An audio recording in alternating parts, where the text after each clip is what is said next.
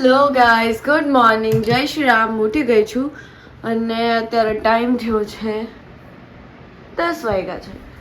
સો આજે મારા મમ્મી ઘરે નથી, એ ગયા છે ઉજ્જૈન. મારા ડેડી શોરૂમ ગયા છે જે અમારું છે. સો અને મારો ભાઈને તો હજી ઉઠવાનું થતું નથી, એટલે તો સૂતો પડ્યો છે. તો આપણે કાંઈક કામકાજ કરશું. આજે છે ને હું બહાર નથી જવાની, પણ આજે હું તમને આખો દિવસમાંથી જેટલું મારાથી બતાવશે ને એટલું એ બતાવીશ કે હું ઘરે કામ શું કરું છું. પહેલાં તો અત્યારે હજી હેર ઓઇલ કરવાની છું. મેં છે ને એક ન્યૂ હેર ઓઇલ ટ્રાય કરવાની છું, જેના રિવ્યૂ તમને મળશે. આ કંઈ પેઇડ નથી, પ્રમોશન વગેરે, મારા પર્સનલ માટે છે કે હું આ ઓઇલ યુઝ કરીશ મારા હેર માટે, ને આપણે લોકો જોશું કે કંઈ ફાયદો થાય છે કે નહીં. વીકમાં એક વખત હું હર વીકમાં લગાડીશ અને જોશું આપણે. મારા હેર ગ્રો કરે છે, બટ આઈ વોન્ટ કે એ જલ્દી ગ્રો કરે અને કંઈક થોડા જે ડેમેજ થઈ ગયા છે એ બી સારા થાય. So finally I am done with my hair oil. મસ્ત આજે આખો દિવસ રાખીશ, કાલે વોશ કરીશ. હવે બ્રેકફાસ્ટ કરી લઈએ. આવી ગયો છે ઉઠીને જમવા માટે મારું બોચું ગુચું. તો હવે આપણે ફટાફટ એના માટે જમવાનું બનાવી દઈએ. ચેરુને હું છે ને રોટલી અને દૂધ મિક્સ કરીને આપીશ. બની ગયું છે દૂધ રોટલી મિક્સ. હવે જોઈએ કે એ ખાય છે કે નહીં, કેમ કે મારા મમ્મી ન હોય ને તો એ છે ને જમતો નથી. જો કાલ રાતે કંઈ ખાધું નથી, અત્યારે ખાઈ લે મારી દીકરો. હાલો દૂધું છે, ટેસ્ટ કર. એને અમારે આવી રીતે ટેસ્ટ કરાવવું પડે, ત્યારે એને વિશ્વાસ આવે કે કંઈક મસ્ત વસ્તુ આવી ખાવા. જોઈ લે છુપાડવું એને, ખાવું નથી હજી. શેરું ખાઈ લે, સતાડવું નથી. ખામણ જો ઢોળ્યું ને, જો આવો નાલાયક છે શેરું મારો, ઢોળી નાખે. જો હજી એને આઈ છુપાવવું છે, ઢોળ્યું ને મને મારશે મમ્મી. શેરું મને મારશે તારો, ફટાફટ પોતું કરી નાખું. ઢોળ્યા પછી એણે ઢોળ્યું. હવે એના પછી એને ખાવાનો સૂજે છે. જો હવે ખાય છે, નાલાયક છે. ખાવું નથી ને તો ઉપર ભાગી ગયો, જોઈ લે. અને પાછું ત્યાંથી મને લૂક આપે છે. જો કે હજી મેં બ્રશ નથી કર્યો. પહેલાં મેં હેર ઓઇલ કર્યું, પછી શેરુને ખાવાને આપી દીધું ને હવે હું બ્રશ કરીશ. કેમ કે મને છે ને બ્રશ કરીને ડાયરેક્ટ બ્રેકફાસ્ટ કરવા જોઈએ. ન મળે ને તો મને આમ કંઈક થવા માંડે, એટલે હવે મને ભૂખના મારા કંઈક થાય છે, એટલે ફટાફટ બ્રશ કરીને હું નાસ્તો કરીશ.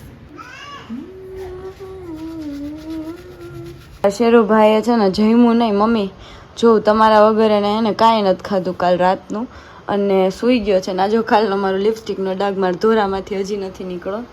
તો બસ હવે હું કામ કરીશ. ઓકે, સો હવે મારે રસોઈ બનાવવા ચાલુ કરવું છે, એટલે ફટાફટ હેર બાંધીને આવી જાઉં. તો ચલિए शुरू करते हैं. તો મેં હેર બાંધી લીધા છે. હવે આપણે એપ્રન પહેરી લેશું, કેમ કે જો કે હજી કપડાં ખરાબ થયાનું કંઈ છે નહીં, બટ થોડું કોઈક વાર આપણે વરસમાં કામ કરતા હોય તો આપણને જરાક એવું ફીલ આવવું જોઈએ કે કંઈક પ્રોફેશનલ હું કામ કરું છું રોજ કર. સો આ મારું ક્યુટ ડોગી વાળું એપ્રન છે. આમાંય મારા તો ડોગી છે. પહેલાં તો મેં છે ને ગલકા લઈ લીધા છે, જેને હું સબ્જી આજે બનાવવાની છું. તો ચલો બનાવીએ. ઓકે, તો છુરી લઈ લીધી છે મેં, અને હવે ગલકા સુધારવાનું સ્ટાર્ટ કરશું આપણે. ઓકે, સો પહેલાં તો છે ને આપણે કોઈ બાજુ સીધું ચાકુ જાતો પછાઈ રહી. પહેલાં તો બેનને બાજુથી આપણે આ જે પાર્ટ હોય એ નીકાળી દેવાનો, પછી આ રીતે આપણે સુધારી લેશું. મસ્ત કટકા કરી નાખવાના. મને આવડતું નથી, અરે યાર સોરી ગાઈઝ, બટ મને આમ આવડતું નથી. બટ આજે મમ્મી નથી તો બહારથી ટિફિન લેવું એના કરતાં બેટર કે હું બનાવું. સો આજે હું સાહસ કરી રહી છું કાંઈક. આઈ હોપ કે તમે કંઈક શીખશો યા કંઈક શીખવાડશો. I don't know what. મને લાગે આ ચાકુમાં વાંધો છે, બાકી હું કરું એમાં કાંઈ વાંધો નથી. મને પરફેક્ટ જ આવડતું હોય, યુ નો. પણ ચાકામાં ફોલ્ટ છે ને એટલે આ બરોબર છે ને થતું નથી, બીજું કંઈ નથી. ઓકે, અને બીજી વાત એ કે આજે છે ને રસોઈ ખાલી મારા ડેડી માટે જ બનાવવાની છે, કેમ કે મને તો આ ગલકાનું શાક ને એવું બધું ભાવે ને. મમ્મી ન હોય ને ત્યારે હું શેરું બે ખાતા જ નથી. મારું તો આવું જ છે કામકાજ થોડું, જોઈશ કંઈક ઈચ્છા થશે તો રાઈસ બનાવી લઈશ. બટ કાલે રાતે એટલું બધું જમ્યું છે અને અત્યારે સવારે મેં હેવી ખાઈ લીધું છે અને એમાં પાછું મેં ભરી ભરીને કેક ખાધી. એમ કે કાલે મને 2 કેક આવી હતી. મારા ફ્રેન્ડ્સે કર્યું તો એક સરપ્રાઈઝ પ્લાન જે તમને સરપ્રાઈઝ પ્લાન જે તમે કાલના વ્લોગમાં જોઈ લીધું છે. તો એ અને બસ બાકી મારા મધર લાવ્યા હતા કેક અને આગલા દિવસે રાતે 12 વાગે મને મારા બીજા ફ્રેન્ડ્સે સરપ્રાઈઝ આપ્યું હતું. એવી રીતે કરીને મસ્ત મારો બર્થડે એકદમ ગયો છે. એટલે આજે મારું જો ફેસ આવું લાગે છે, જરાક હું થાકી ગયેલી ને એવું લાગુ છું. ઓકે, સો ફાઇનલી ગળકા સુધારી લીધા છે. હવે આમાં આપણે છે ને પાણી એડ કરી દઈએ.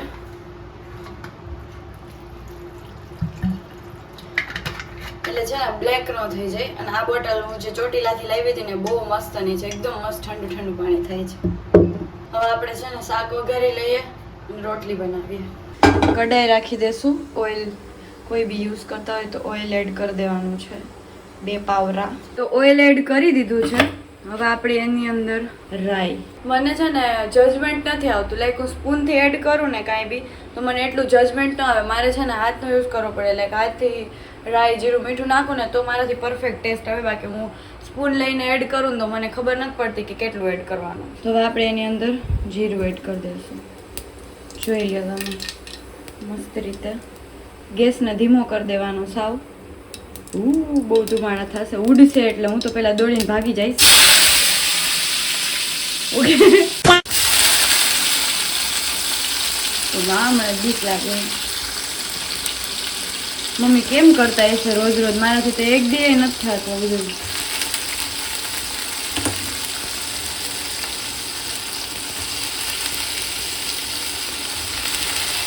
ઓકે, તો મેં બધું મસાલો નાખીશ હવે. તો પહેલાં આપણે એમાં છે ને હળદર નાખી દઈશું. તો હળદર કાઢવામાં મેં આ કારનામું કર્યું છે, જે મમ્મીને ખબર નથી. જે આ વિડીયો જોશે પછી એમને ખબર પડશે. તો હવે આપણું મેસ કરેલું છે ફટાફટ. અરે કેટલું કામ વધે યાર, ક્યારેક કરવું જોઈએ તો આવું ન થાય. મીઠું અને હળદર નાખીને મિક્સ કરી દીધું છે. હવે હું આમાં છે ને ઉપરથી ચટણી નાખીને આવી રીતે ખાલી રાખી દઈશ. હજી મિક્સ નથી કરવાનું. હવે આને છે ને ઢાંકી દેવાનું છે અને એમાં છે ને થોડું પાણી એડ કરી દેવાનું. આ જે પાણી આપણે ઉપરની ડીશમાં એડ કરીએ ને એમાં વરાળ કઈ રીતે છે ને કઈ રીતે એ પાણી બળી જાય છે ને એના ઉપરથી આપણને આઈડિયા આવે કે કેટલું શાક થયું છે. ને થોડો ગેસ ફૂલ કરી દઈએ. હવે આપણે એને પાકવા દઈશું. રોટલી મેકિંગ ચાલે છે, જરાક જજ ન કરતા. રોટલી બને છે, પ્રોપર ગોળ નથી બટ બને છે, ચાલે. હવે બધું કામ તો મેં કરી લીધું છે, કચરા પોતા વાસણ અને ઓલ. હવે આપણે કપડાં ધોવામાં નાખી દઈએ તો તમને હું બતાવી દઉં. જો કે મને હાથેથી કપડાં ધોતા નથી આવડતા, તો આપણે મશીનમાં નાખશું. કેમ ગયું સ્ટાર્ટ બટન. ઓકે, સ્ટાર્ટ કરી દીધું છે. હવે કપડાં ધોવાઈ જશે. કપડાં ધોવાઈ જાય એટલે એને સુકવવાનું કામ કરશો ને. હું તો આમનામ જ ફરું છું કેમ કે 2 દિવસ એટલી મજા કરીને તો આજ થોડીક તબિયત ખરાબ થઈ ગઈ. લાઈક કે કેક ને એવું બધું ખાધું ને તો વોઇસ હેવી થઈ ગયો ને થાકી ગઈ. 2 દિવસથી સૂતી જ નથી. 2 દિવસ હું 3-3, 4-4 વાગે ઘરે આવી છું. સવારે આખી રાત મેં પાર્ટી કરી, ઇન ધ સેન્સ કે બધા બેઠા હોય ગ્રુપમાં એમ. એટલે આજે મમ્મી નથી તો કામ કરવું પડે. એટલા હાલ પડે ને કેમ કે અધર ડેમાં હું એક કચરોય નથી વાળતી મારા ઘરે, એટલે બહુ જ આમ તકલીફ થાય છે મને. કપડાં ધોવામાં નાખી દીધા છે. હવે મશીન ફરી જશે એટલે આપણે સૂકવી દેશું કપડાં. બાકી ઓલ ડન થઈ ગયું છે, મેં કામ તો કરી લીધું છે.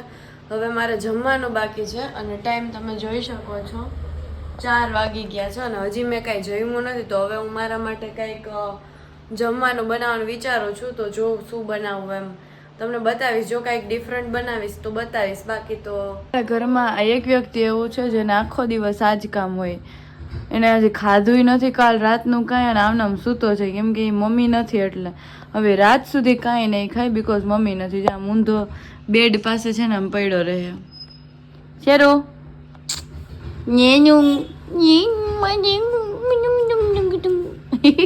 અત્યાર સુધી આજે મેં ઘરનું કામ કર્યું. લાઈક મારા ઉપરનો રૂમ છે ત્યાં સાફ સફાઈ કરી, નીચે અહીંયા બધું સાફ સફાઈ કરી અને ટાઈમ થઈ ચૂક્યો છે સાંજના 7 વાગી ગયા છે અને હજી હું આમનામ છું. સો હવે હું નાહી લઈશ અને પછી હું દીવાબત્તી કરીશ, કેમ કે ભગવાનની પૂજા કરવી જરૂરી છે. કેમ હમણાં મારે લવા નથી વળતા, હું ગમે એ બોલું છું, જરૂરી છે ભગવાનની પૂજા કરવી. સો હું તમને નાહીને મળું છું કે ભાઈ. ઇરિટેટ કરું છું અને નાહી લીધું છે અને દીવાબત્તી થઈ ગયા છે. તો હવે ડિનરની તૈયારી કરશું. મમ્મી નથી એટલે બધું મારે જ કરવાનું છે. અને શેરુભાઈ જો દૂધની કોથળી તોડવા માંડ્યા છે.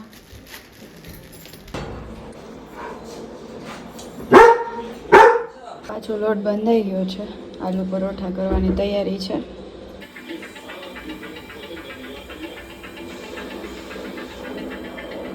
મારે અત્યારે હેર વોશ કરવાના છે.